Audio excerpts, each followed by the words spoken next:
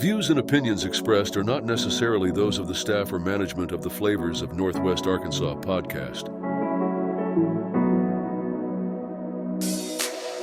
Well, hello all, and welcome to this week's edition of the Flavors of Northwest Arkansas podcast. I'm John Engelman. Appreciate you being here. This week, we're talking with Executive Director of Brightwater, Chef Marshall Shafkowitz. But before we get to him, food news. Man, what a Monday it was for food news. We start with what many of us have been waiting for. It's an update on the future of Black Apple hard cider, which we got. It was announced in a news release on Monday that Scarlet Beverage Company acquired Black Apple. Not only does it stay in Northwest Arkansas, but it will also stay in Springdale. It's a move for distribution and growth of the Black Apple brand. That also means there will no longer be a tap room going forward for Black Apple. But Scarlet Beverage Company founder and CEO Jesse Core has some very good news. We're already producing Black Apple, and we're going to re-release in tranches. It's going to be a slow build. It's going to take time to get it going again, but we're looking at end of April. It's going to start seeing it on shelves, and then we're just going to continue to build back in. It's just important to note that what we're producing is exactly what Black Apple produced. It's the exact same recipes, exact same formulas. We hired a cider maker, hired their director of sales. We're not trying to do anything different. We just want to help scale what's already successful. You may recall the restaurant Written by the Seasons. They had announced at the end of January that they were going to be opening in downtown Bentonville. They're now at the start of their soft launch, and you can get reservations now through the app Resi. Written by the Seasons has 2 locations in Dallas and has been Michelin Recommended the past 2 years. Co-owners Brenton Phillips and Haley Nutt are married and Fayetteville High School grads, and Nutt is the daughter of former Razorback football coach Houston Nutt. Well, this was neat. Yesterday, the TV show America's Best Restaurants taped an episode at the oldest restaurant in Benton County, Wesner's Grill. This episode will air mid-July. Host Jay Russell tells us why Wesner's was picked.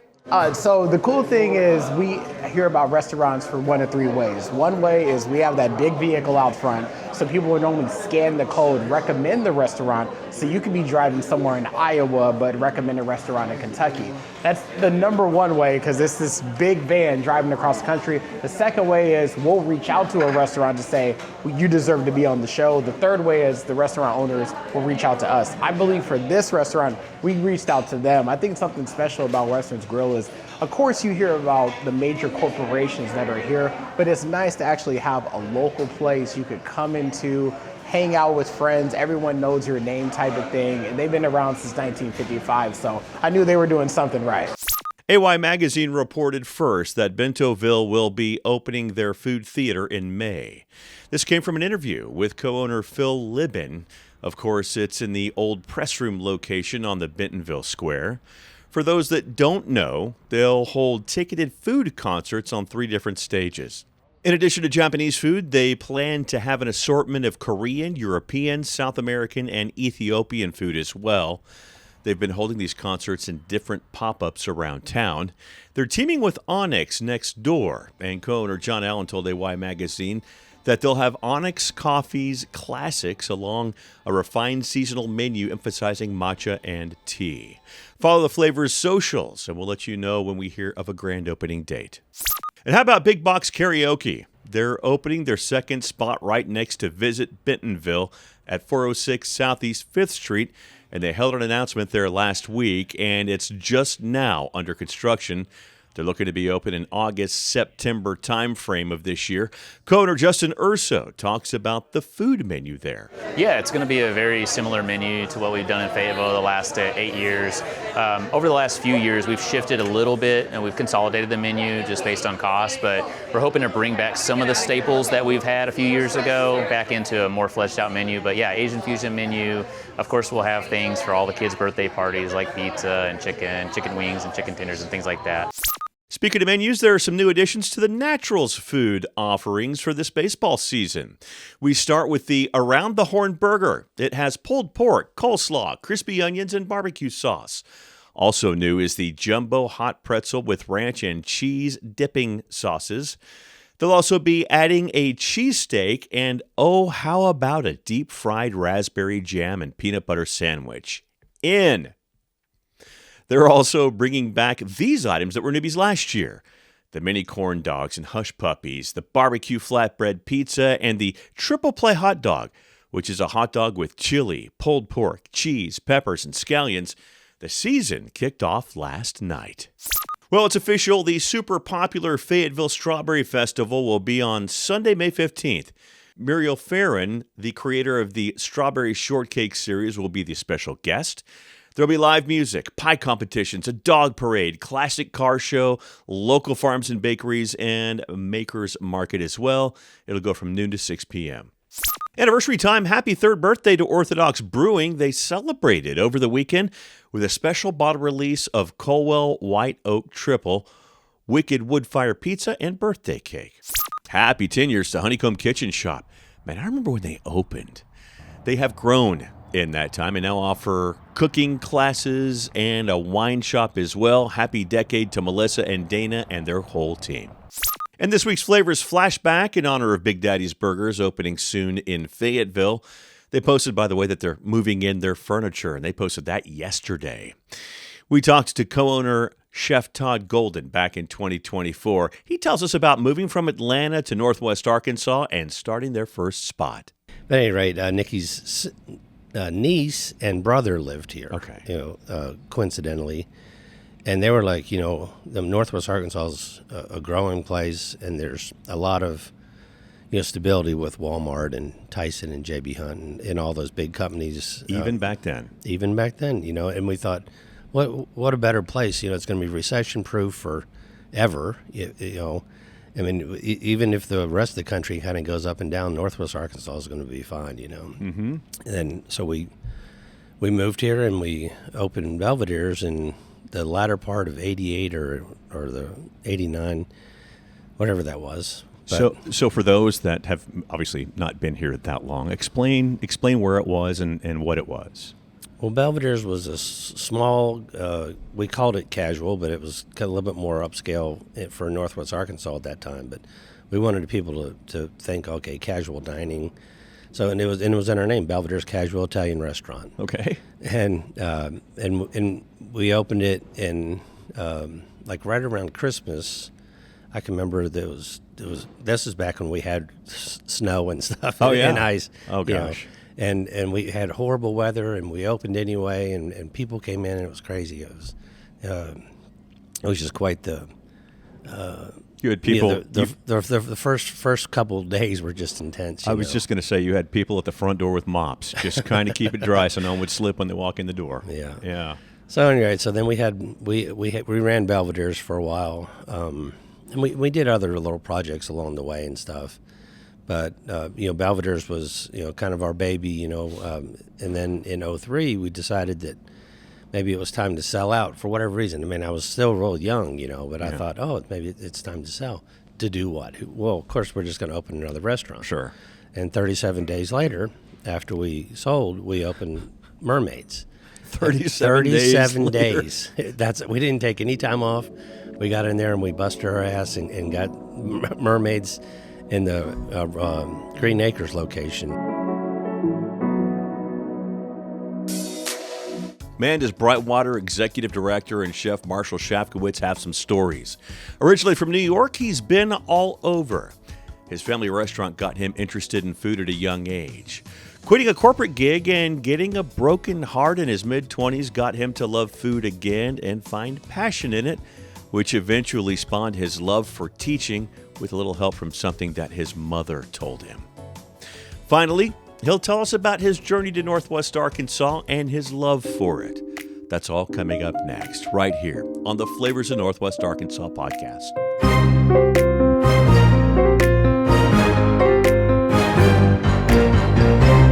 If you're looking for a liquor store that actually takes care of you, check out Macadoodles in Pineville and Guess Who in Bentonville, where customers always come first.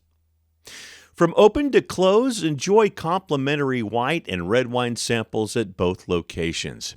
Curious about spirits? Well, they've got spirit tastings too. And when there's a new barrel by, there will be an open bottle so you can try it. And if not, just ask. Within reason, they're happy to pop one open. At Macadoodles in Pineville, check out their exclusive private label wines and spirits. The price is good, and the quality is better. If you're buying a 12-pack of beer, you'll get a free 3-ounce bag of ice because details matter. They'll also help with big carry-out orders. And if it's raining, no worries. Umbrellas are waiting for you up front. Join the loyalty program at both places and you can earn rewards. Macadoodles in Pineville, and guess who in Bentonville? Taste before you buy and feel taken care of every time. Teachers are dynamic leaders, shaping a new generation. Innovating to prepare students for our fast-changing world. They're skilled experts, discovering a universe of solutions, telling stories, inspiring, mentoring, connecting cultures, leading by example. Teaching is a journey that shapes lives. Are you ready to begin? Explore teaching at teach.org.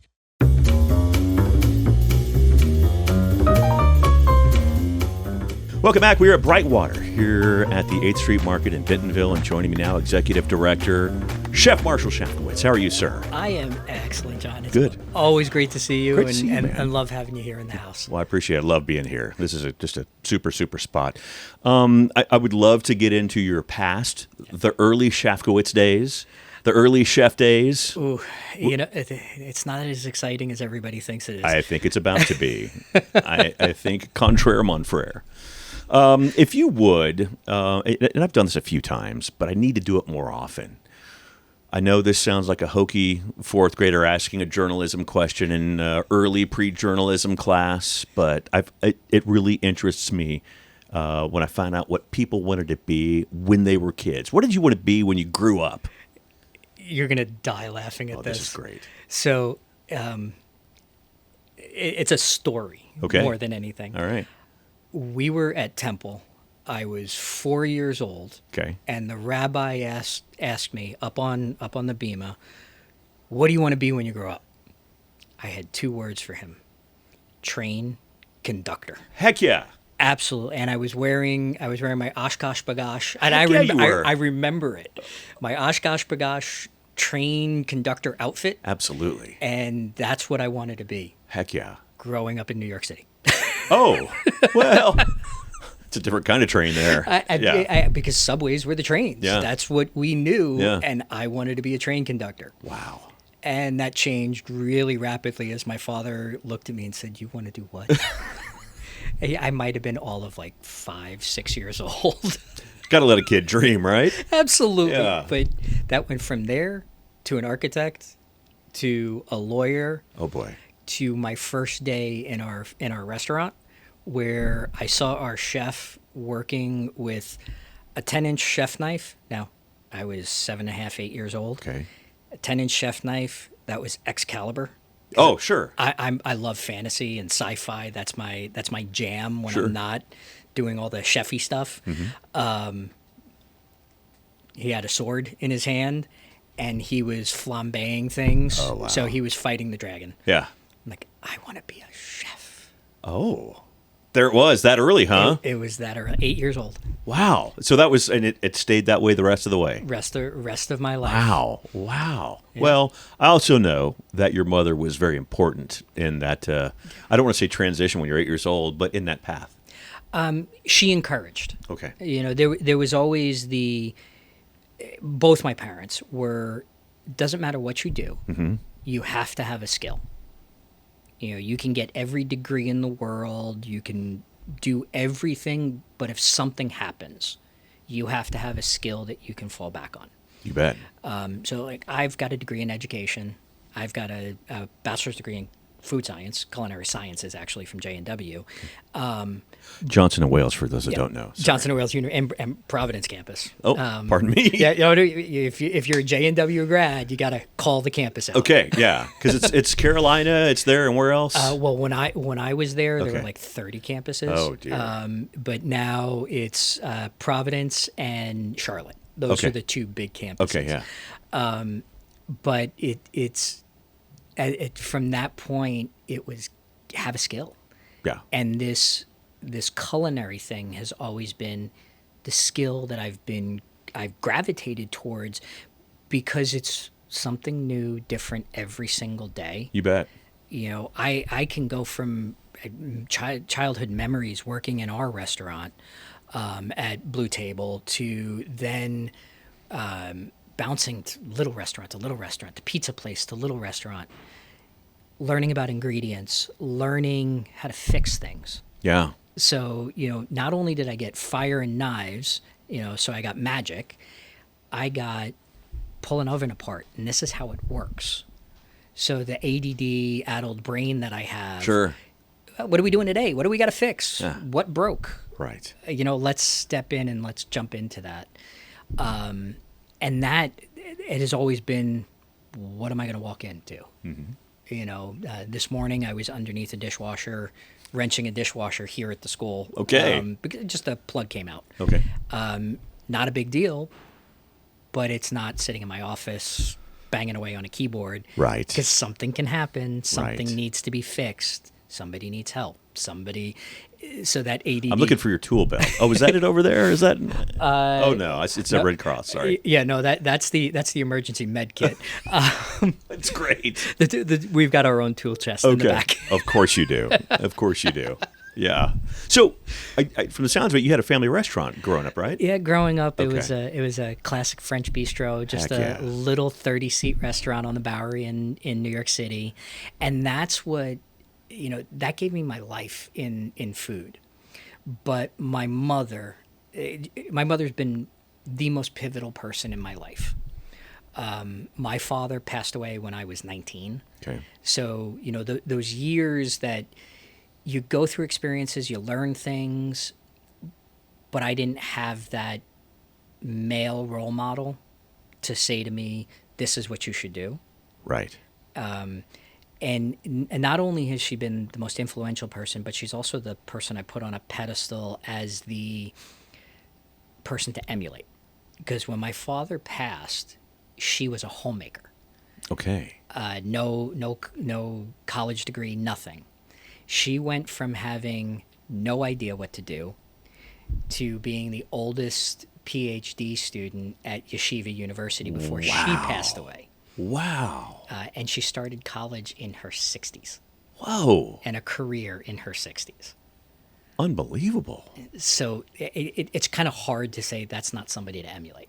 Sure. Of course. There's nothing difficult. There's nothing hard. When I watched her go from 40 years of marriage to having nothing to figuring out how do I survive, and then she thrived into her 80s. So that to me has always been like, okay, no matter what it is, the hard days, the great days, the hard days, the sad days, I have an inspiration that I can always look back to. You bet. And use as that driving force. So, you know, the whole why culinary education, why all of this, like every human being, and I think more of us as chefs because we're emotionally charged, emotionally driven people. We get into relationships in our restaurants, out of our restaurants, in our lives. Well, I had a massive, massive breakup. And how old were you? 24. Boy, that's the time to do it. I was engaged. It was the first woman I got engaged to. Okay. Her name was Julie, and I will always remember the comment, sitting in our shared apartment in Providence. We went to college together. Okay. And she said, "I love you, but I'm not in love with you anymore." And it's like, it's like the word, the heart breaking right there. I quit my job. I was a corporate chef for American Hospitality Concepts. I had just graduated college. Great job out of school. Yeah. Corporate chef, traveling the U.S., doing what I thought was cool stuff. Sure. Realize now it was really mundane. Opening up restaurants, great experience. You bet. If you remember Ground Round. Do you remember the restaurant Ground Round? No. East Coast, Okay. East Coast, Midwest. So Ground Round, Rumble Seats, and John Harvard's Brew House. Those were our restaurants. Okay. And I was opening up those, working with kitchen teams, doing all this stuff. So I wasn't around. And I understand why she fell out of love with me. Sure. But I quit my job right after. I said, I can't do this anymore. Bought an airplane ticket for 1 year and 1 day apart and went on a walkabout through Europe. Wow. Landed in Sicily, in Palermo. Good spot to start. Crazy place to start. Yep. There's things that I don't remember from that year. Listen, at that age, there's a lot that I don't remember. That's But true. yes. Yeah. And it was land in Sicily, and I had to be at Charles de Gaulle 1 year from that day. Okay. And Wow. just wherever the world took me. Yeah. I went back to the Paul Cézanne home, which is where I really learned how to cook. Okay. In Aix-en-Provence, Okay. where he's from, artistic community, more Irish there than French, real cool. So if you know France, Aix-en-Provence is about 40 kilometers northeast of Marseille Okay. on a tiny little rickety train. I went back there, stepped back into the kitchen, and just reignited my passion for food. Super important. But got really angry at the apprenticeships and the education that students and culinarians were getting, which led me to go, all right, I got to get out of here. And I ended up in Rome, and then I ended up in Belgium, and then in Amsterdam, and then back to England, back to Ireland, and finally made my way back to Paris, where it's like, okay, I got to go back to the United States now, and I have no idea what I'm going to do. So let me ask you this question. I'm assuming you didn't have, if you're bouncing from place to place, were you living on a train? Like literally living? Couches, Okay. storerooms. I would trade work for a place to sleep. Wow. I'd go see some friends. We had I still have family in Europe, Okay, so great. I see them. I'd be there for 3, 4, 5 days. When my brother was alive, I would ask him, "Hey, you know anybody in Milan? Can you call?" Yeah. He'd be like, Can you hook a "Sure." brother up? Yeah, can you Yeah. help me out? Right. So it was some hotels, some hostels. The hostels were great. Lots of fun stories with those. We got all the time. No, I'm kidding. Go ahead. Well, you know what? The Pink Palace in Corfu. What? Yeah, well, that was the name of it. It was like the greatest place in the world. I'm immediately thinking of Vegas. Sorry. Continue. You can go on with that thought. of Understood. Vegas. Understood. One of the coolest places I ever stayed. The island of Corfu in Greece. Okay. Pink Palace. I got off the ferry, had left Bari, Italy, and I'm like, I want to go to Greece. And it's like, you want to do what? And I was at this point internet cafes. Oh, yeah. Sending things to my mom saying I'm gonna go to Greece for like a month. She said, "What? Yeah, I'm gonna go to Greece for a month. I don't know what I'm gonna do, but I'm gonna go to Greece for a month." Didn't work. Didn't trade anything. I went, got on a boat, sitting and we were in Bari, and I was sitting there talking to these people I met in the square. I'm like, "Where are you guys going?" "Oh, we're going to Corfu." I'm like, "Where's Corfu?" Because I was going to take a ferry directly from Bari to mainland Greece. Okay. Come to Corfu with us. Okay. It was me and Danger Duck, and my daughter has Danger Duck now. It's a stuffed animal. Okay. That traveled all of Europe with me. I think I have pictures like sticking it on the Eiffel Tower and doing wow. stupid things. And we get to Corfu, and it's this big pink hotel, Okay. and Yeah. that was the hostel.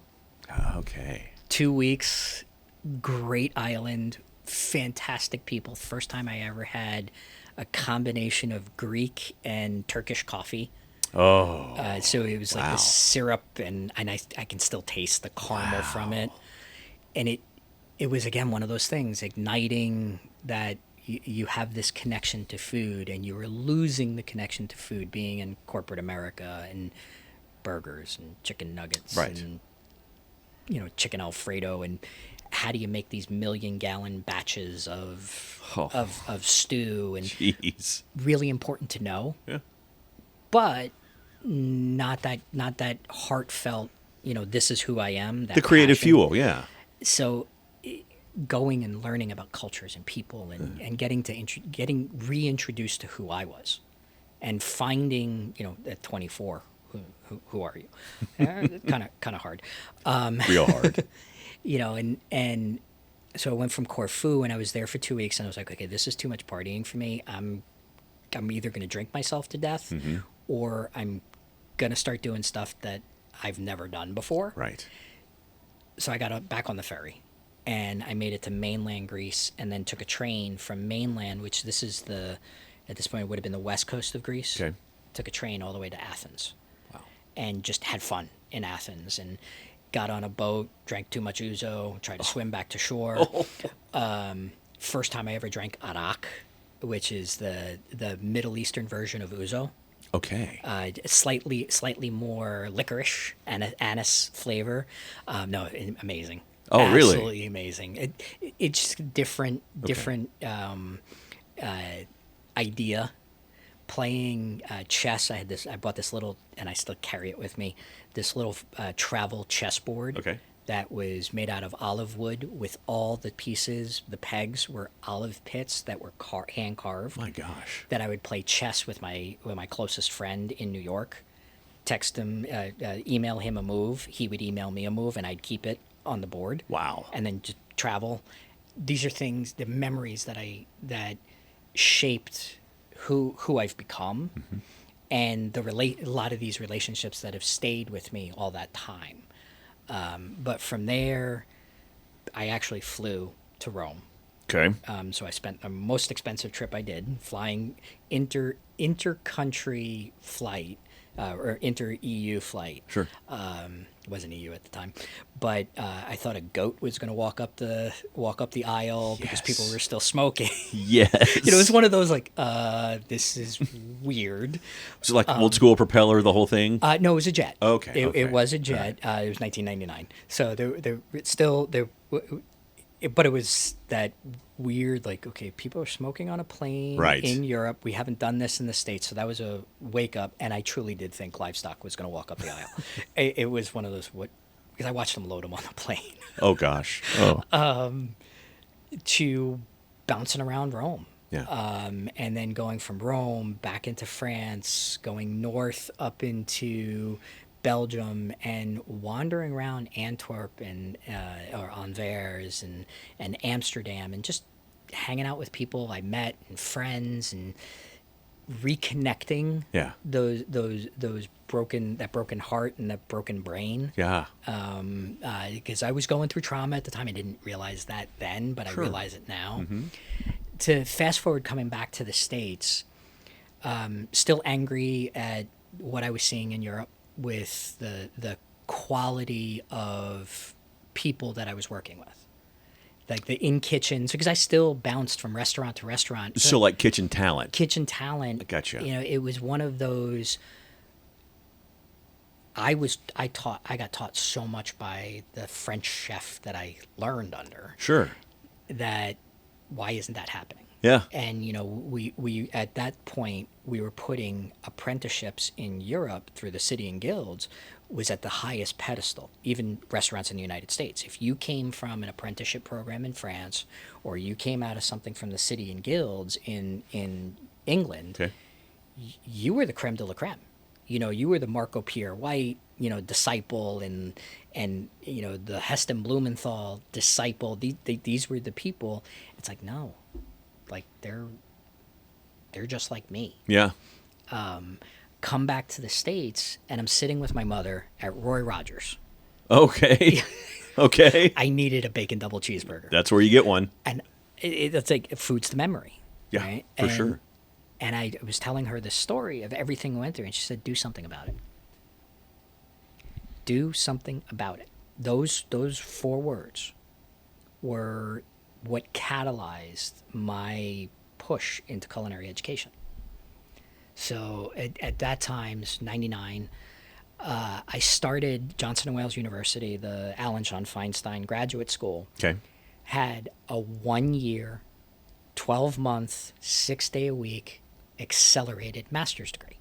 Okay. So Gosh. I'm like, I am not the person, ADD, not the person to sit down and go, oh, I'm going to spend 2 years or 4 years and get my PhD. I'm like, that's not me. Right. So this was perfect. Okay.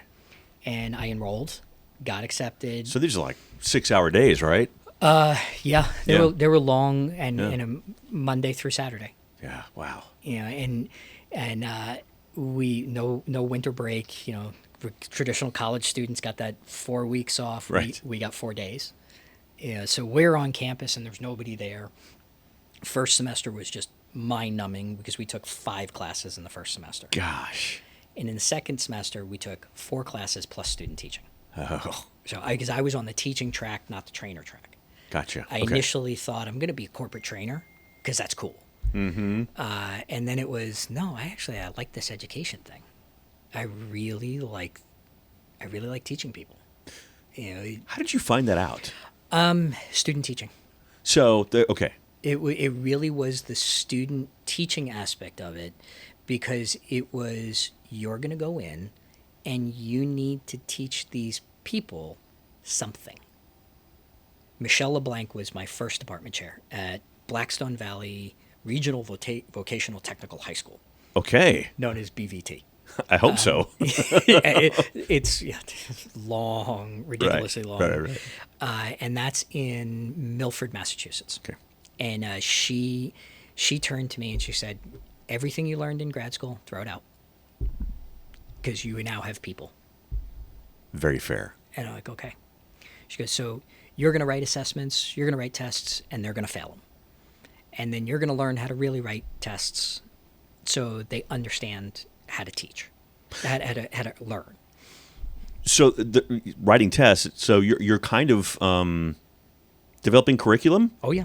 Okay. All right. Yeah, we did everything in that school. And that school kind of set for me what the example of how a good school is operated. Interesting. So I did my student teaching there, and it was freshmen through seniors that went into the school, and it very, very different setup than we have here in Arkansas, where the voc schools you went to the vocational schools, and then you spent 2 weeks in a row in your vocational program, and then you went back to your home school for 2 weeks. Interesting. Yeah, so a regionalized model. Interesting. Okay. And in the 2 weeks that you were with us, you didn't go do math, English, science, history. You didn't do any of that. You just did your program. And then the other 2 weeks, you did your general education. Wow. Yeah. So the students had to do more than you would in a traditional school. Yeah. Because they got half the amount of time, but still had all the same amount of goals that they needed to meet. Brutal. So for us, it was, okay, I have to teach them math. Yeah. I have to teach them English. I have to teach them science because they're only getting half of it. Let's contextualize it. So I learned that how important and what it is we do in this culinary world. We are STEAM education. Okay.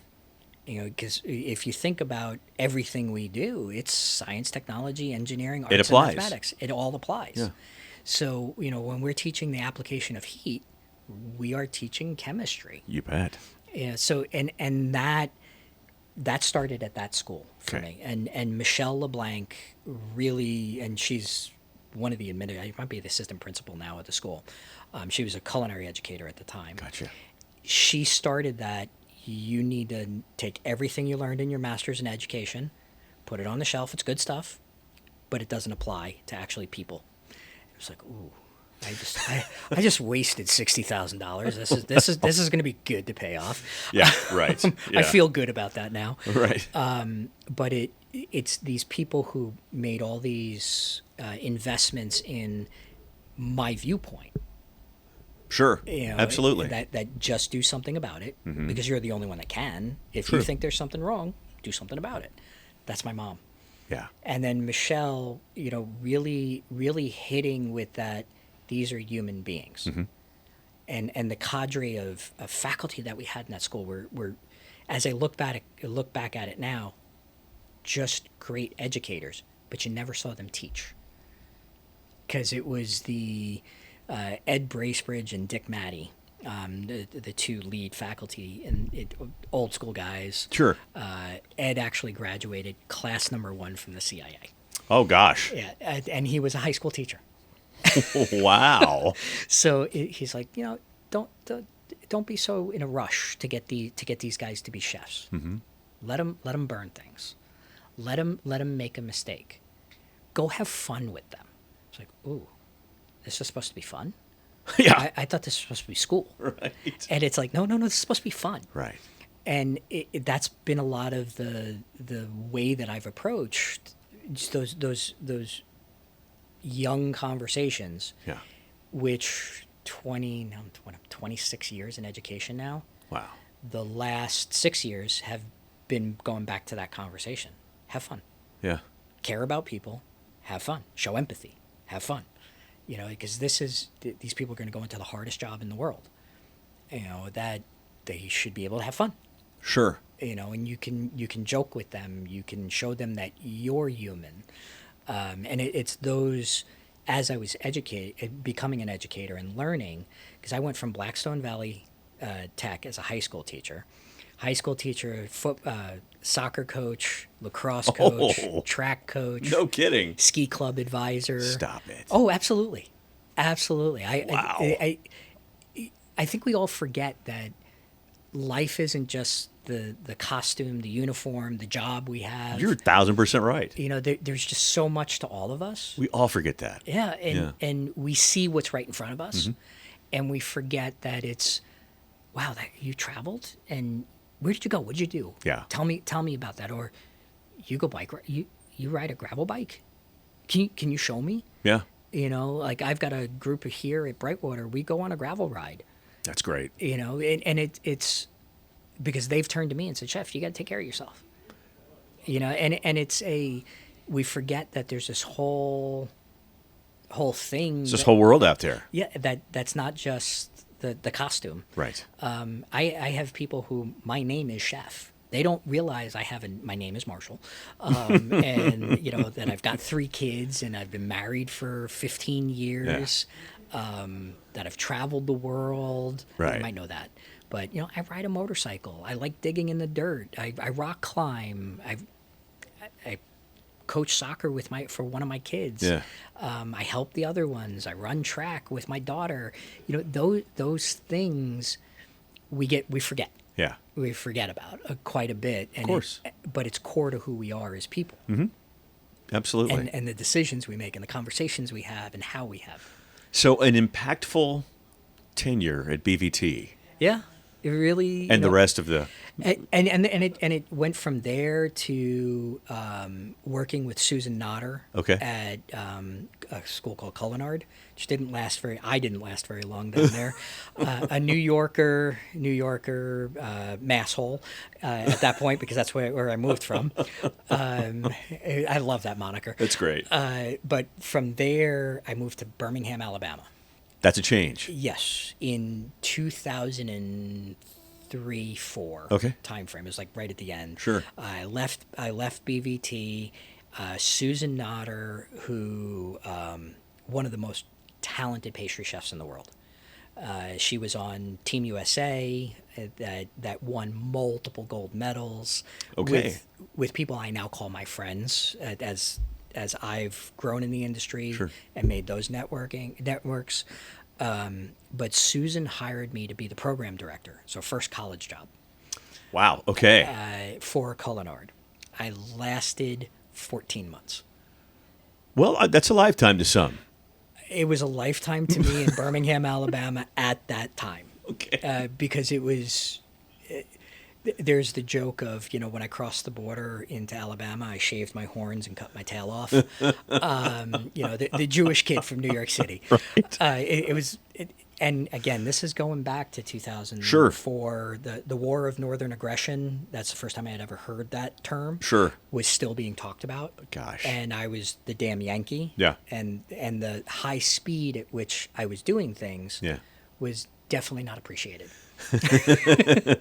Because a New York minute is 30 seconds long, right? And that's how I moved. Yeah, just at 30 second increments. You bet. So it wasn't appreciated. Yeah. I got a call to interview for the executive chef position for Le Cordon Bleu Chicago. Wow. And it was like, okay, you know, a little bit of a step down because it was not a lead academic role. Okay. It was a, you know, you're in charge of the faculty. You're not going to be teaching. Yeah. And I negotiated teaching. So I took over that. I interviewed for that job, and they hired me. We moved up to Chicago. Okay. This was 2005. Okay. So I was not in Birmingham very long. Okay. But definitely had impact. Taught me the things I should never do, Okay. and that I had to soften my edges. And I don't know if I did a good job at that, and I still don't know if I've done a good job at Well, I think we can all do that at times, for sure. Absolutely. Yeah. And, you know, as was at Le Cordon Bleu, the campus in Chicago, for 7 years. Okay. And then transitioned to the corporate office. So I went from one campus with 1,200 students as the vice president of academic affairs, Okay. so the provost for the college, to then moving up to the corporate level to becoming the director of academic affairs for all the Le Cordon Bleu schools in the United States. Wow. Yeah, big job. Huge. More pressure than anybody should have to deal with. And you're still in Chicago at this point? Still in Chicago. Okay, yeah. So I went from downtown Chicago to Schaumburg. By the way, downtown Chicago is my favorite downtown. Oh, it's the greatest. It's the greatest city. Oh. It just, you know, it's one of those absolutely amazing places in the world to experience food. Some of the best food in the world. Yeah. One of the pieces I love about Chicago, Chicagoans drink every other city under the table when it comes to wine by like 2-1. No kidding. Yeah, it was a wine spectator fact that I'm like, yeah, I can see it. Okay. Yeah, sure. But just like the culture of Chicago. Yeah. I hate the moniker it had of the second city because I grew up in New York City. Sure. I mean, I grew up on the island of Manhattan. Yeah. And Long Island and the boroughs. Chicago is its own first city, and the food, the people, the cultures, the welcomeness of most people. Sure. I've never experienced other than here in Northwest Arkansas. That welcomeness. Yeah. But you know, when I think about Chicago and like the coolness of places, good friend Dan Hintz, I was like, hey, he's great. Yeah. He's like, I'm taking Maeve for her 21st birthday. I need places. I'm like, you need to go here, here, here, here, and here. Oh yeah. And Maeve's at a school, Purdue, which is in the north side of the city. Like, you need to take her to Delilah's. And Delilah's? What's Delilah's? Like, it is the diviest, best whiskey bourbon bar Ooh. in the U.S., in my opinion. Okay. Because you go in, it's dark, it's welcoming, it's like a welcome embrace. Sure. But has more bourbons than you could taste in a lifetime. Oh, he loved hearing that. Yeah. Yeah. So I got to follow up with him and ask how it all went. Oh, this is recent. This is recent, just a couple weeks ago. Okay, yeah. So it's a Chicago, but there are those stories, and you know, I think of Poochie's. Yeah, exactly. Nobody's ever heard of it. It's a hot dog stand.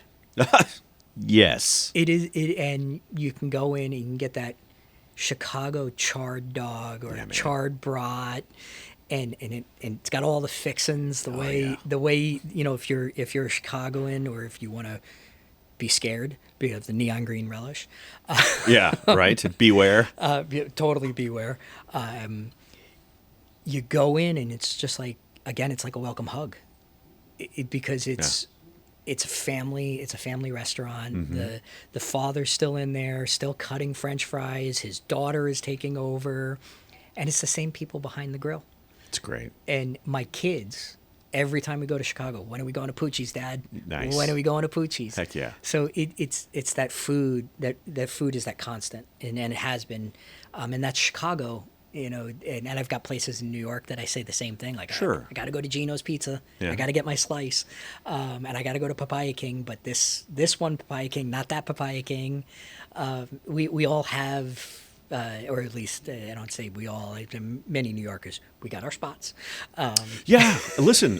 Whenever I go back to Dallas, I'm the same way. I've got my spots. I've got to hit. I should have asked you. Yeah. We were just in Dallas. Okay, yeah. Next time, right? Absolutely. Anything you want to know? Yeah, it's become so important. But Chicago went from the college campus to the corporate office, and Le Cordon Bleu Career Education Corporation decided they were shutting down all their career tech schools. Whoa. So that's time to leave. Yeah. Time to bounce. Yeah. I left the culinary world. I left that whole world for 18 months. Okay. And I went to a company called Delta Career Education Corporation. They had 64 colleges in the United States, mainly art schools. Interesting. And electrical schools. So they Okay. were teaching electricians. Oh, nice. And some of the trades. And I became the senior director of curriculum development. Interesting. So I had a team of 40 subject matter experts. Oof. So surge tech nurse, she would write curriculum, and I would validate that it was like written correctly as a instructional designer. Sure. So, but you name the program, we designed it, we put it into a school, and I did that with a colleague of mine named James Bennett, one of the smartest people I've ever met, who never went to college. Yeah. Sure, of course. Just super intelligent. Got a few of those, yeah. And he and I, we were a left and a right hand working together to build the programs. And it was my wife. It was absolutely hysterical. She's like, "You're traveling all the time." We had young twins at Okay. the time, and we were about to have our third child. Oh. So three under 2. 3 kids under 2 years old. Our twins and our youngest are 16 months apart. Ambitious. It was more of a, what do you mean you're pregnant? Yeah. Kind of. Without giving TMI, that kind of happened here, too. When you realize that your birthday is exactly 9 months to the day after Valentine's Day. Exactly. Right. It was 9 months to the day after I gave my notice at Career Ed. Celebrate good times. Come on. Absolutely. She put in an application at City Colleges of Chicago for me to be the executive dean of Washburn Culinary and Hospitality Institute. Okay. All right. So this is 2014. And from 2014 to 2019, just before I came here, I was the 9th dean of the oldest culinary school in the United States. Can I ask you a question? What was it like when they reached out and you said, "I'm sorry, who? What happened? I signed up for what?" It was pretty funny. I'm sure. It's you want to schedule an interview to do what? And I happen to be home. I was in my home office, and I see a 312 number. I'm like, City Colleges. Look at my wife. She's like, answer it. Oh, she's right there. Okay, good. Yeah, Good. and I was like, yeah, I can come in on this day. Hang up the phone. I look at her and go, "What'd you do?" And she said, "I submitted something." I submitted something. She wanted me home. Oh my gosh. She wanted, because I was traveling. I mean, John, at that point, I would leave Monday morning. Yeah. I would come back Thursday night. Brutal. I was living in a hotel, Crown Point. Crown Royal. Crown Royal. That's how much bad memory it was. Right. A Crown Point With hotel. velvet bedspreads and yeah. Sorry, I should have left that out. They were all shaped in a very, very great bottle shape. Kind of a sleeping bag, if you will. On St. Aspa in Alexandria, Virginia, because Okay. that's where Delta Career Ed Okay. was based. So I would fly to Reagan and do my thing, and then I'd have to fly back to Chicago. Not fun. No. The airplane became a school bus. Ugh. So this was, to go to Washburn, and I knew Washburn. I'm a Chicago resident at that point for 10 years. Okay. And there, Arshel Stevens, who was the president of Kennedy King College at the time, where Washburn is situated, was like, "Yeah, I want to hire you." and it total new lifestyle. Going from flying all the time to now commuting 19 miles from the north side of Chicago to Englewood. Okay. Yeah. So Washburn Culinary and Hospitality Institute, part of Kennedy King College, City College of Chicago, in the Englewood neighborhood of Chicago. Englewood is awesome. Yeah. As I can say it is awesome, out of the other side of my mouth, one of the most terrifying places I've ever worked. Oh, no. And I loved my students because my students would come in and they would go, "Hey, chef, don't drive down that street. Just Fair. go right to the highway. Hey, chef, it's 6:30. You need to get out of here." You got it. Good point. But it was a really interesting time in Chicago, especially Englewood, because Englewood was going through this revitalization, not gentrification, revitalization. So it became a TIF district, right where we were at 63rd and Halsted. Okay. 63rd and Halsted, great history on the city. Used to be the old Jewish part of Chicago. Okay. And it would at one point was the wealthiest corner in Wow. the entire city. Oh, gosh. Department stores, Yeah. neighborhood bodegas, the whole 9 yards. Well, it went the opposite way. Yeah. And things happened. Now it's starting this comeback. The very first urban Whole Foods was built Interesting. right across the street from our school. Okay. So, we've got this crazy thing happen. The first Starbucks in the south side of Chicago was put in. Okay. So this revitalization was happening. Things were changing in this neighborhood. And it was a really, really cool time. You bet. Rahm Emanuel, he was the mayor, Sure. the mayor at that time, and I was reported up through to him. Okay. Everything you hear about him is true, but he's one of the nicest people I've ever met. Okay. And I think part of that had to do with his handlers, because every time he saw me, he'd be, "Chef, how are you?" And I know somebody was whispering in his ear Sure, saying, sure, "Hey, sure. that's the guy who runs Washburn, say hello." Yeah. But there was one day I showed up to a meeting in his office. I love telling this story. And I was not in my chef whites. I would purposely walk around in chef whites all the time. Of course. I do that. I do that today. Yeah. I came in and I was in a suit. And he looked at me and said, "Who are you?" I'm like, "Mr. Mayor, it's Marshall, chef, Washburn." He's like, "Never come into my office in a suit. Always be in your whites." That's how he knew me.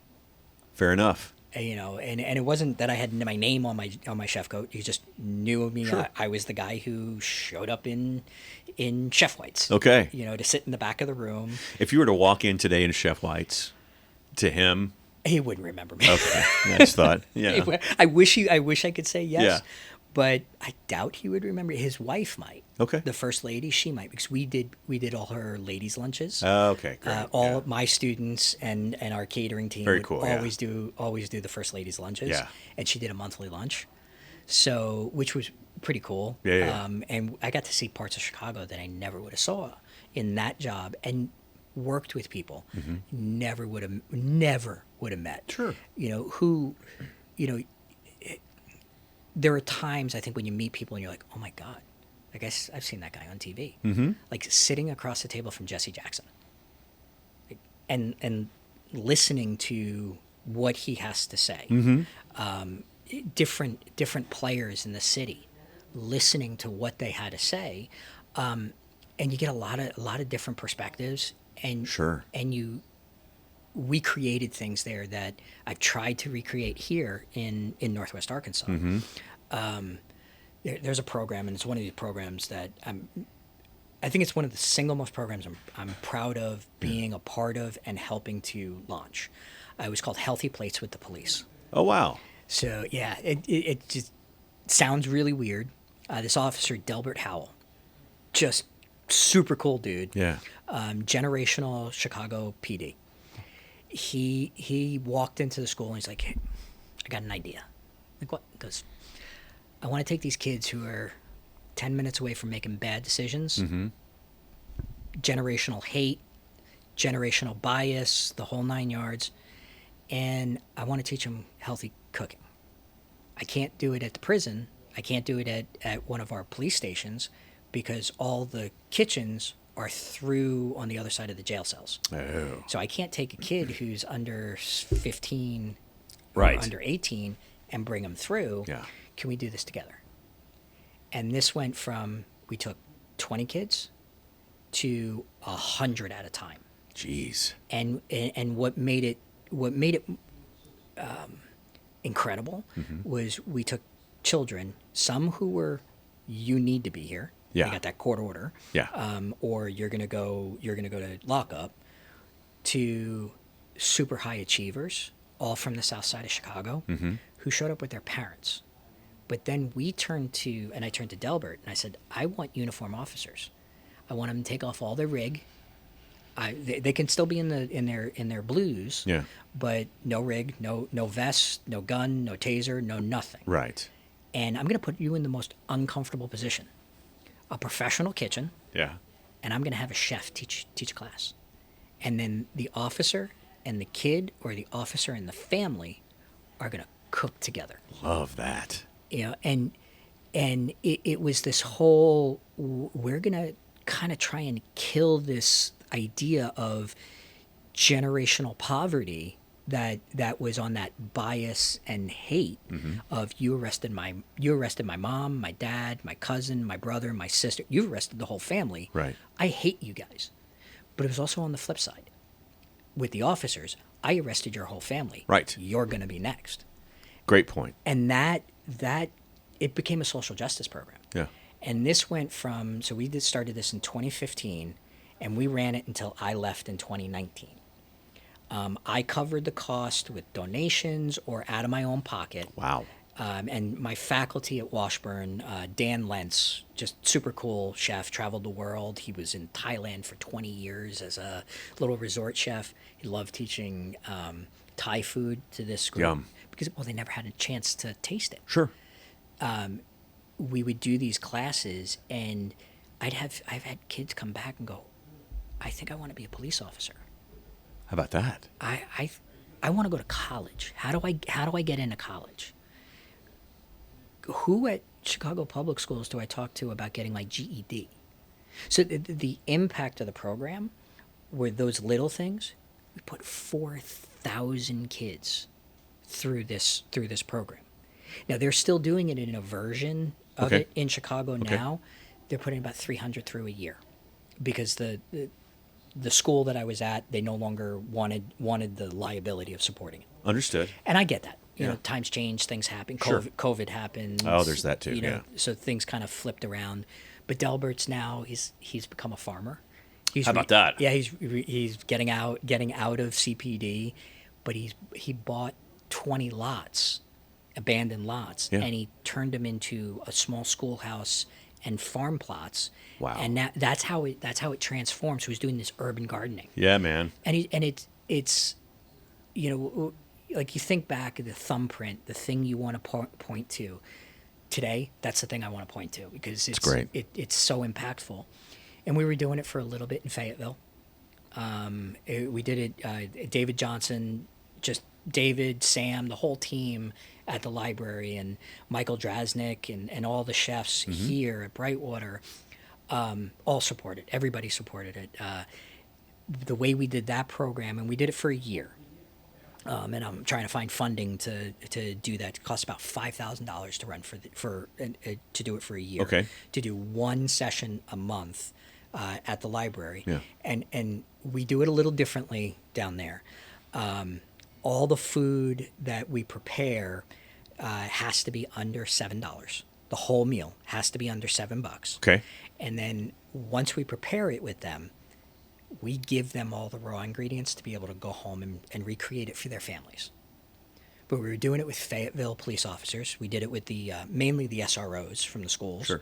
So we got the SROs to pick the kids and recruit the kids. SROs, for those that don't know, student resource officers. Yep. Continue, please. Absolutely great program.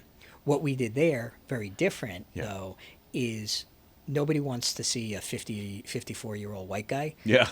teaching this class. So I'd have people like Rafael Rios. So great. Yeah, he came in, taught a class. Anna Says, who's a graduate of Brightwater, Magical Spatula is what she owns. Okay. She works at Sam's Club. She came in and taught a bunch of the classes. Nice. And we taught some of the classes. It was just lots of fun being able to do that, but making and giving these students this opportunity to see people who look like them, talk like them, are them, who are thriving, successful people. That's great. Who can talk about it. So we did that for a year, and again, we're hopefully we'll find funding, grant funding, or somebody wants to come in and say, that's an awesome program, keep doing it. Right. We'll start it up again in Fayetteville or Springdale. Those areas are, and Northwest Arkansas as a whole, we just chose those areas because of the partnerships we have. We have there. For sure. So tell me how you ended up here, because you seemed like you were in a great situation in Chicago. It was awesome. Yeah. I mean, you're the food guy for the city. Yeah. I mean, people are calling you and saying, hey, can you be part of this? Can you be part of this? It was great. It also had its challenges. It also had its frustrations. It's all the things. And you're in a major area. Sure. But the pressure of the stewardship of the oldest culinary school in the U.S. That's a lot of pressure. Yeah. Cool pressure, but pressure. Pressure nonetheless. The how did I end up here? So I get this phone call from a headhunter in New York. Hey, want to talk to you about the school in Arkansas? I'm like, nope. I've already done Birmingham. We're good. Yeah, we had this like really quick, not interested kind of thing. Right. 6 months they called me. Once a month I get a phone call. Let's talk about it. Let's hear about it. I knew the school. I knew Brightwater. Okay. So the original director, Glenn Mack, or G. Randall McNamara, I think is what he's calling himself today, and I worked together. Okay. At Le Cordon Bleu. We both worked for Career Ed. We started on the same day. I left before he did. Okay. I heard about Northwest Arkansas and what he was going through, because we traveled at that point in the same competition circles. Oh, sure. I've been at this point 15 years with this organization called Skills USA. Okay. Which is the largest high school and college trade organization. So it's not just culinary or baking or the hospitality field. Sure. It's actually carpenters, electricians, jet engine maintenance the techs, teams, to phlebotomists, to nursing students, to graphic designers, to photographers. All of it. All of it. Every trade. There's 116 competitions at the national level. Goodness. So I've been part of this organization at the state level in Illinois and the national level as a judge. And Glenn was part of that. So I'd hear, hey, this is what we're doing. We're building this new school. It's pretty cool. So I had heard about the program, and I knew it was in Arkansas. And born in New York City. Sure. Arkansas. Yeah. So finally, after 6 months, I was like, all right, tell me about the job. The woman from Koya, that was the name of the organization, she started telling me about it. I said, yeah, let's do a phone interview. Let's hear what it's about. Sure. I can go with what, one person's perspective, but let me hear the whole thing. You bet. So I get on the phone interview, and it was absolutely hysterical. I tell the story about my wife applying for the other job. Right. And Todd Kitchens, who used to work at NWAC, turned around and he goes, okay, so did you apply for this or did your wife? Oh, no. Oh, it was absolutely hysterical. And I'm like, no, this was me. And we just really neat conversation. And at that point, I was getting the inkling of, okay, these are actually really good people. Yeah. And that it seems like an interesting opportunity. Mm-hmm. Did a little bit more research. They, and I'm like a fiscal hawk. Okay. On a lot of things. So they call me and they want to bring you down for an interview. Like, okay, great. Start researching flights. It's like, it's $1,000 for me to fly from Chicago to XNA to Fayetteville. Yeah. It's like, are you sure you want me to come down, this particular day? Yeah. Yep, we want you here. I was like, I'm like, are you positive? Because I looked at flights, a couple of weeks later. Right. And it's like 300. Right. It's like, no, it's got to be now. Straight shot United? I'm like, American. American, okay. American. Yeah. American. Terminal L. Okay, sure, of course. Terminal L at O'Hare to here. And it happened to be shareholder weekend. Oh. So one car at XNA. Yeah. I arrive at like 10:30 at night. My flight's delayed. It's pouring. Of course. I get the one car that's got like 30 dents in it, and like I turn around and I walk back in, and I'm like, the guy behind the counter is like, I know, like sweet. I get the last hotel room, and I'm in Rogers, right by the Red Robin. How? They helped me book the hotel. Okay. But I had to book my flight, so they get me into this hotel, and it's a hotel behind a hotel in Sure. Rogers where the Red Robin is. So I'm like, all right, this is what I'm getting into. All right. Away we go. I wake up the next morning, so I fly in. This was a Thursday night. Okay. I fly in. I come into the 8th Street Market, and I go, hey, this looks pretty cool. Not what I expect, because I pitch black when I arrived. Sure. And I'm like, okay, this looks pretty cool.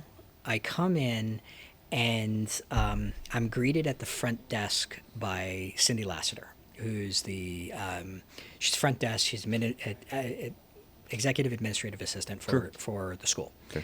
And she's like, you must be Marshall. I'm like, yes, ma'am. How are you? And how are you? Tell me a little bit about the school.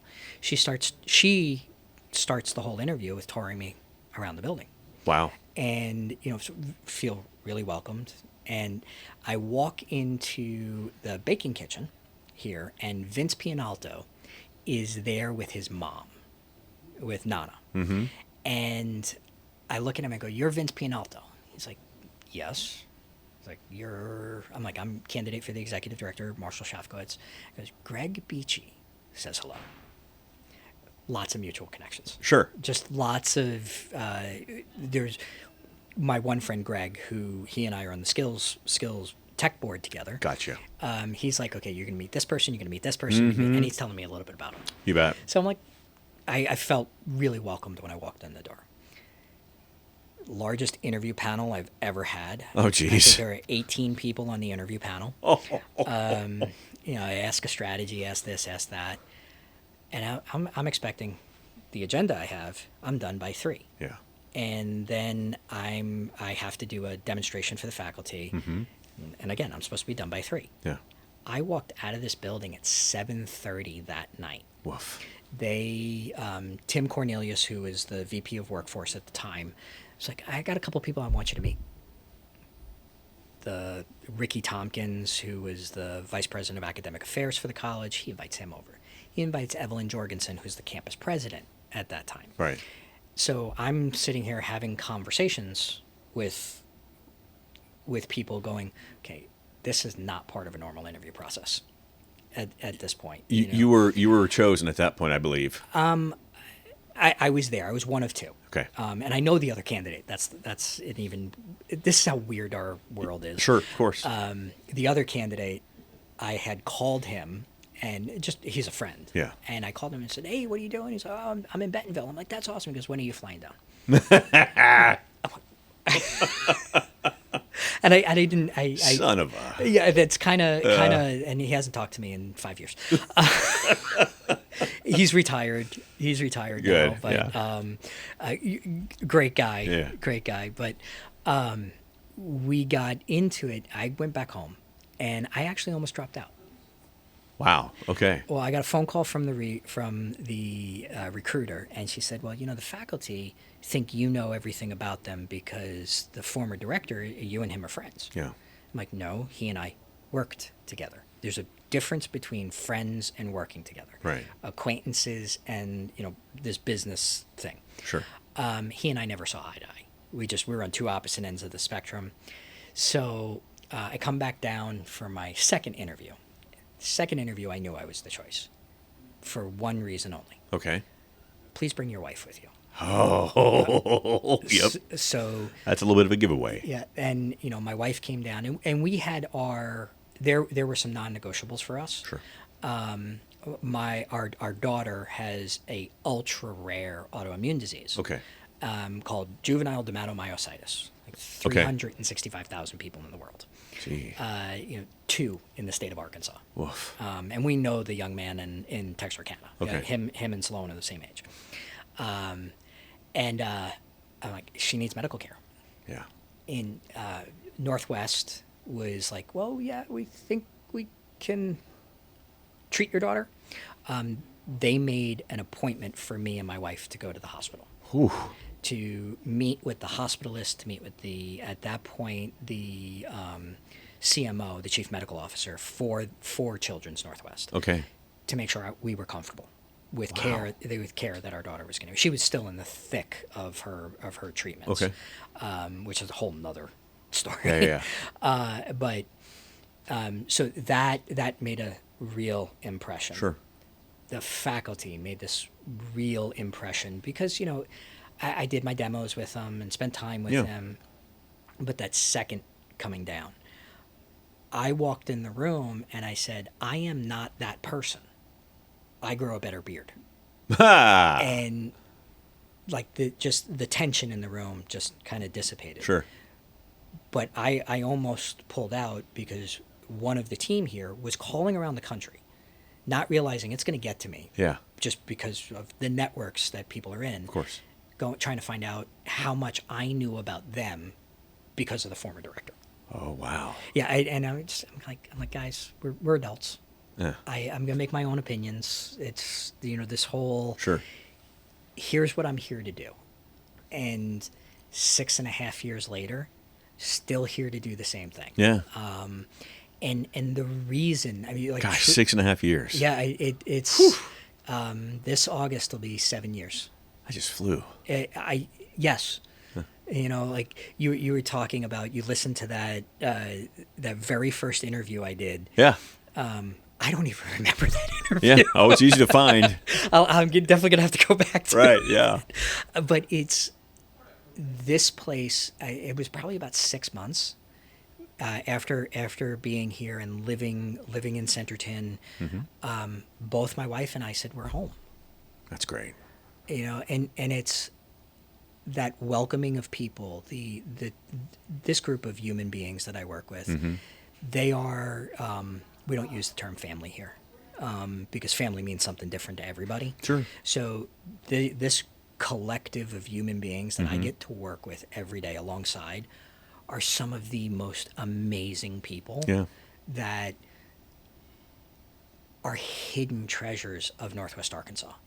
I mean, there are amazing hidden treasures here. I mean, from Jason Paul and everything he's doing at Heirloom, and John and Andrea Allen and the accolades they're getting mm-hmm. with Onyx, and they're just super cool. Absolutely. To Jessica Cahey, yeah. And I'm blessed that she's now part of our team, but to Elliot Hunt and to Jeremy Gothrup and to Maudie and Nate Walls. I could keep going and going and going with people that what's here that makes it so super cool.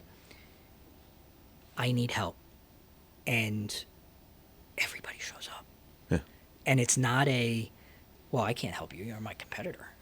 I can't help you because I'm going to get sick if I step in your restaurant. And I've got stories about that when I'm watching it. Or the 4 words that no matter what profession just make me want to throw my fist through a wall. It's not my job. Yeah, I don't hear that. That's good. and it's amazing. Yeah. And collectively, I've never been in a place in the world where there are more people who collectively want to do good, but also want to help each other. That's great. And that sums up Northwest Arkansas mm-hmm. for me and for my family, and that's the why. Yeah. But we felt that within 6 months of being here. It's great. And it's just every day there's something new. We meet somebody new. We're Brightwater and what we do from a mission and a vision of making culinary and this industry accessible to all that part of that vision, making it accessible to all, no matter where you are in your journey, that sums up the humans I get to work with side by side every day and I get to interact with. Who wouldn't want to be here? Let's talk more about that next. Yeah. Sound good? Yeah, absolutely. All right, we got that. We got the Mike Engelman Home Pro Tip of the Week. We'll get a little Brightwater-ish next, right here on the Flavors of Northwest Arkansas. Let me show you something. Connect with us at Flavors of Northwest Arkansas on Facebook and Instagram, or by email at flavorsofnwa@gmail.com.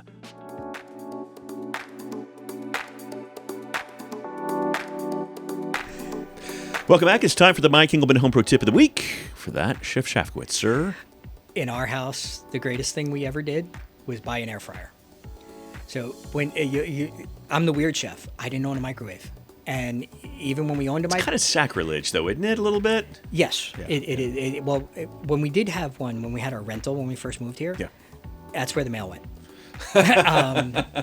And there's stories of my wife nuking 5 minutes play. Yeah, well, she nuked a couple of credit cards.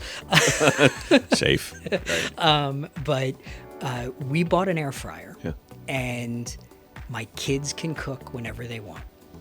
As a dad, as a chef, I'm not worried about somebody getting burned, and because they get home before we do from school, and if somebody's hungry, my son will do salmon in the microwave like you do. Not microwave. The air fryer. I do not do salmon in the microwave. No. That's unless it's a 5-minute meal. No, those 5-minute meals are actually awesome in a microwave. Well, but I had a total tangent. Yeah, you're good. The air fryer. I watched my son. I came home. I was like, "Did you just cook salmon in the air fryer?" He's like, "Yep." And he made the pesto. Wow. Put it on the salmon fillet, put it in the air fryer. Wow. Hit air fry for 19 minutes. He knew exactly what it was. Done. My 11-year-old will do hot dogs in it. He'll make his own breakfast. Better than a microwave. Wow. Takes a little bit longer, Sure. which I love because better quality of food. Of course. But buy an air fryer. Yeah. Look, we went through, honestly, I went through 4. I've been through 4 air fryers, so I finally got one that was good and worked. I had one that was just way overheating everything, and we had one that we got that we plugged it in, and it's one of those things you get out the clearance, and you're like, okay, it's affordable the whole bit, plugged it in, never turned on. It never worked. It never started. That son of a... that's how you learn. The other like real tip is buy the best ingredients you can afford. Yeah. I mean, and that's the truth. Just buy the best ingredients that you can afford. Makes a real difference. It does. You can watch the TikTok videos and you can see all the cool chefs doing all this cool stuff. Yeah. We're restaurant professionals.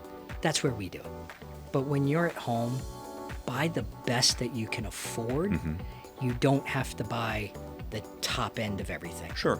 But if you're spending time cooking real food, you're going to be healthier. You're going to feel better. You're going to be spending your money wisely. Yeah. And, that's my tip of the week. Just buy the best that you can afford. Great tip. Yeah. We'll be right back. Your story doesn't have to end. As an organ donor, the good in you can live on. In fact, you can save up to 8 lives through organ donation. Sign up to give the gift of life after you're gone. You'll be happy you did.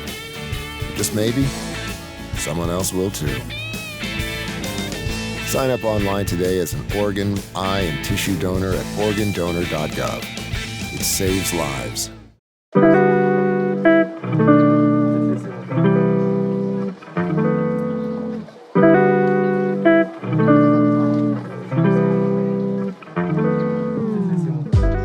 Well, unfortunately, the numbers keep going up and up and up and up.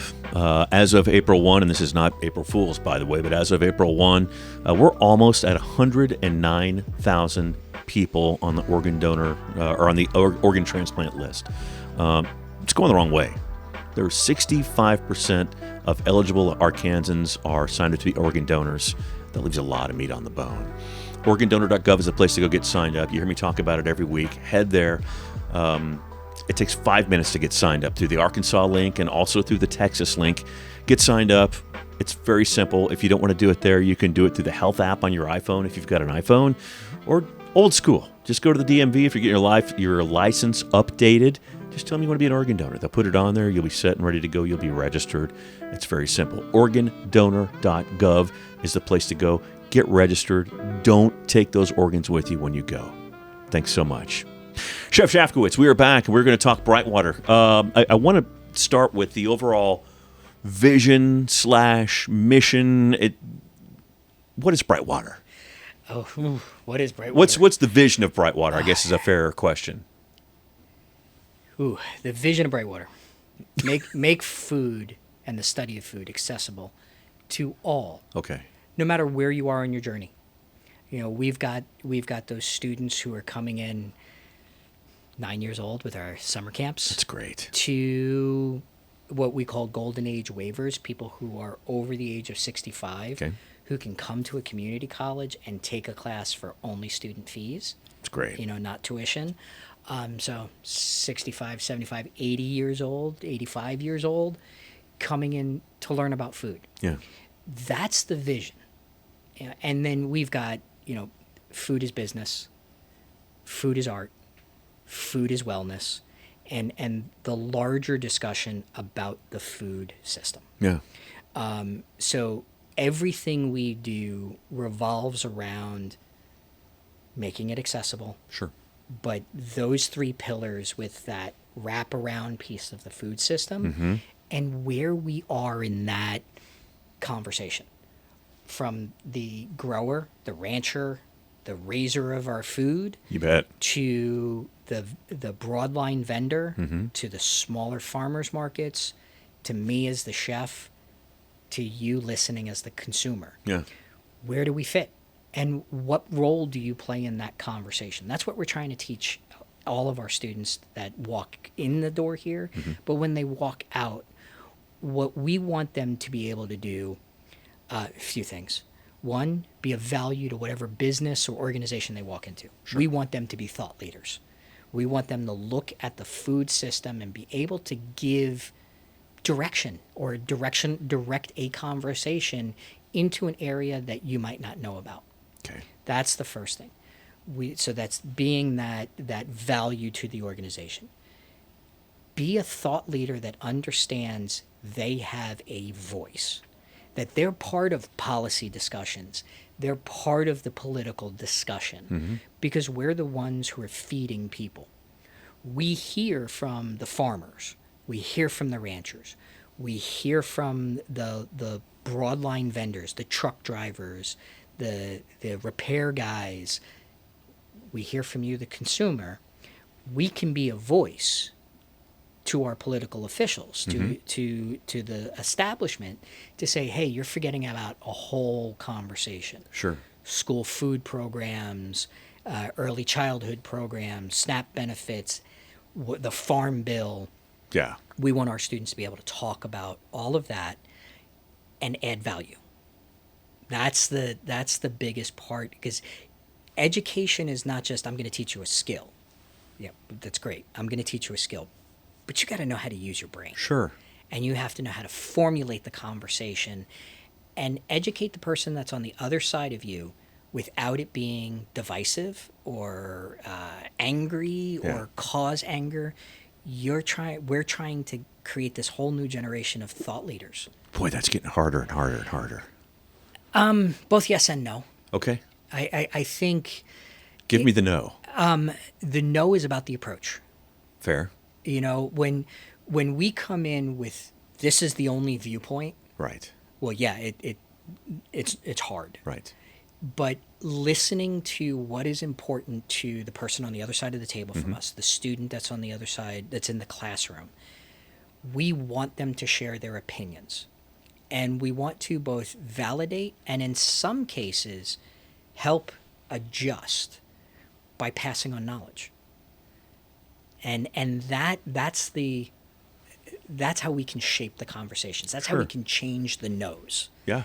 And if we do it in a non-threatening manner, that's the biggest part. Because when you're an educator and you come in and you're like, this is my stance, nothing Right. else. I look at our faculty and I've challenged them as you need to tell the student why we're doing it this way. But it's a way. It's not the way. There is not a the way in anything as far as I know. You can have multiple ways to get to a conclusion. You bet. So if you start your chicken fabrication and you cut down the spine first without doing the teat, is that wrong? No. That's how you were taught. You were taught on the East Coast by a school on Long Island. That's how they start their first cut. Okay. Versus somebody who's a butcher who shows you how to do it a different way to somebody who's a competition chef who shows you how to do it a different way. Sure. Okay. Yeah. It's not wrong. Sure. It's just a different way. Yeah. So if we teach students that it's okay to think differently, and we do that through I call them my rules. So every time I talk to a new class, first thing is you're going to be polite. That's one of my major rules here in the school. We're polite to everybody. Sure. You don't have to say hello. You can be grumpy. It's cool. Yeah. But when you're talking to somebody, doesn't need to have attitudes. You don't need to be angry. Sure. That's part of that, being polite, being professional. Try food. Try things. Taste.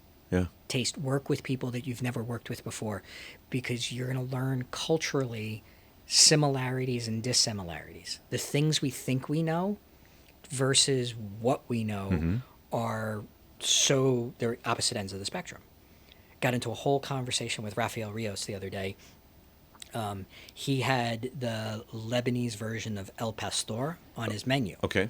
Well, El Pastor actually is a Lebanese, is derived from the Lebanese culture. Okay. And our students were like, no, chef. I don't believe it. Brought it up, and we showed them that, this started with immigration from Lebanon into Mexico.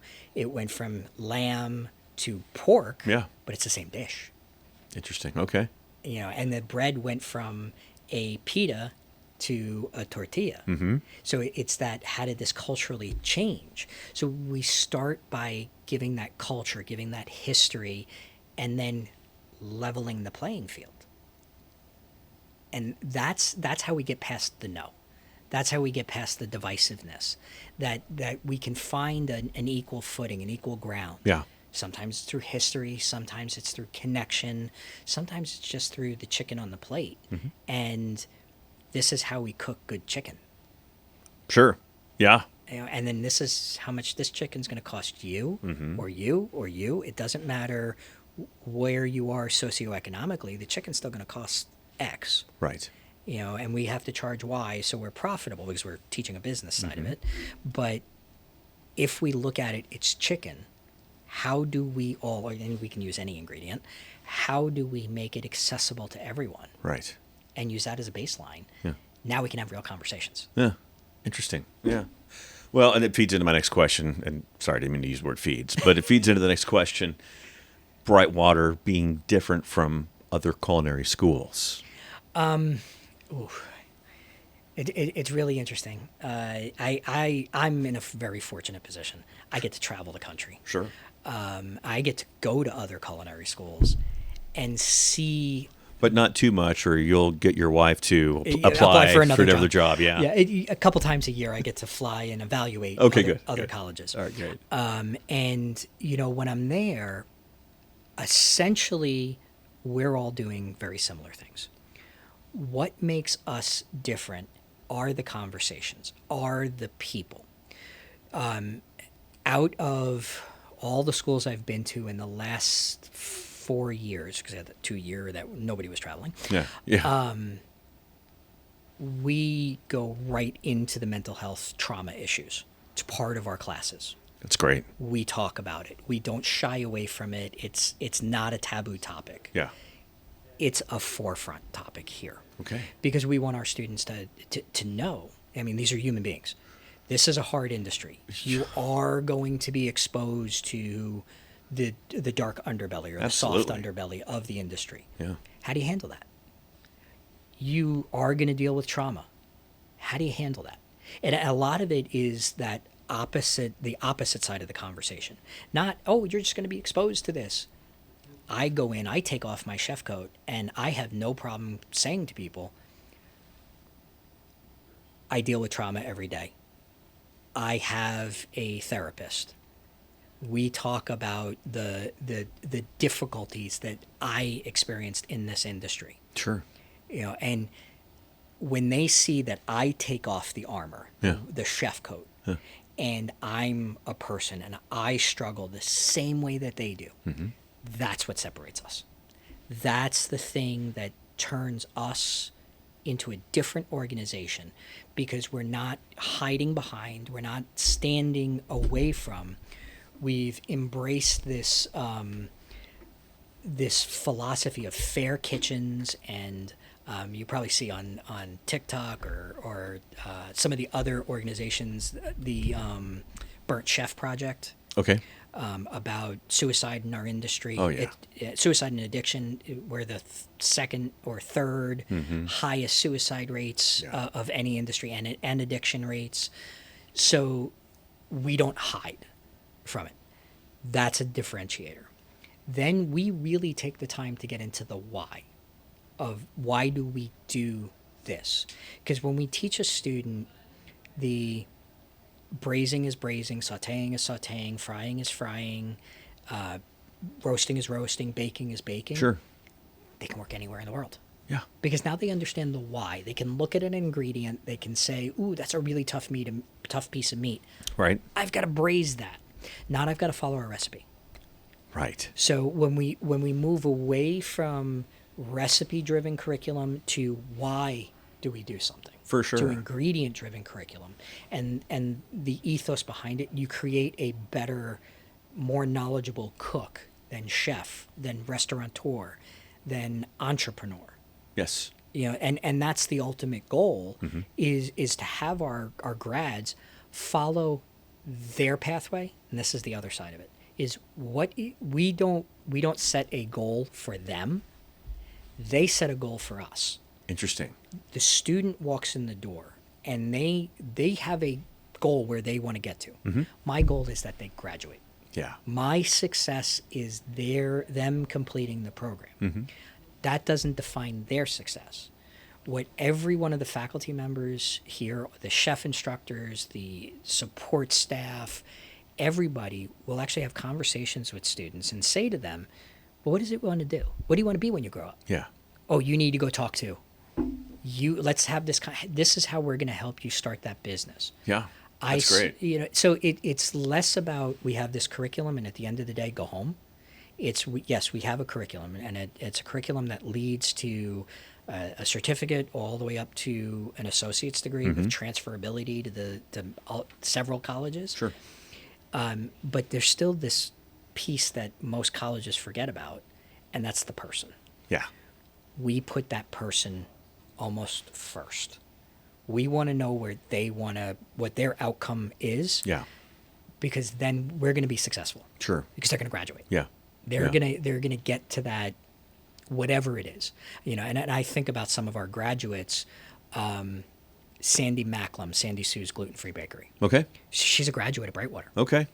And I vividly remember sitting with her and her saying to me, "I want to open up a bakery. All right, let's help you get there." Yeah. She went from a student, and she was a career changer, 20-year career with Walmart. Okay. To a bakery in the South Market at 8th Street Market, a little stall, to now has one of the most thriving gluten-free bakeries that we have in Northwest Arkansas. Yeah. And that's great. That's because of conversations. Yeah. Yeah. Well, and we're going to have to jump through some of these because I'm looking at my cameras and they're looking at me like, oh, we're about to die over here. Nope, not a good thing. Artisanal food, baking and pastry. Yep. Artisanal butchery, which is the newer. That's our newest program. And fantastic. Culinary arts, apprenticeship, personal enrichment, all the focuses of the programs, and I don't want to leave out core as well. Our core program. So if you want to come into this industry, we have a program for you. Yeah. If this is I want to be in the restaurant business, I want to be in the hospitality business, food service business, we have a program for you. If I'm at home and I just want to play. There's one of those too. Yep, there's one of those, and we call that our core. So Brightwater, and a lot of people don't know this, Brightwater was an apple. Yeah. That was indigenous to Northwest Arkansas. Well, the core of our community, that's our core programming. Community Outreach Recreation Education Series. Love it. That's what CORE stands for. Yeah, yeah. So that's where you can come in for 2, 3, 4 hours, hang out with a chef. Yeah. And it might not be a chef from Brightwater. It might be a chef from the industry. Sure. It might be an owner of one of the restaurant you love, coming in and teaching you something about them or their restaurant or a technique or a cuisine. You get to come in, play with food, eat the food, have laughs, take pictures, and then you get to go home. Yeah. You know, no tests. No tests. No tests. No certification. No Right. no pressure other Right. than did you like it or did you not? Right. You know, Right. Are you going to do it again or you're not? The other thing we have with that is we have our Future Chefs food camps. Right. And these are camps for 9 to 17-year-olds. That's great. And you know, 'cause we've been in this industry my whole life. Yeah. So, you know, when we start at that 9-year-old age, we get to watch those kids explore. Yeah. And we find that they're independent, and their independence at home. I love hearing from parents like, they're cooking their own dinners now. They're cooking our dinner now. Yeah, that's great. Thank you. And the better part of it is they're cleaning. There's that too, right? Yeah, it's fun. So we've got that Future Chefs food camps. So we hit that gambit from I want a career.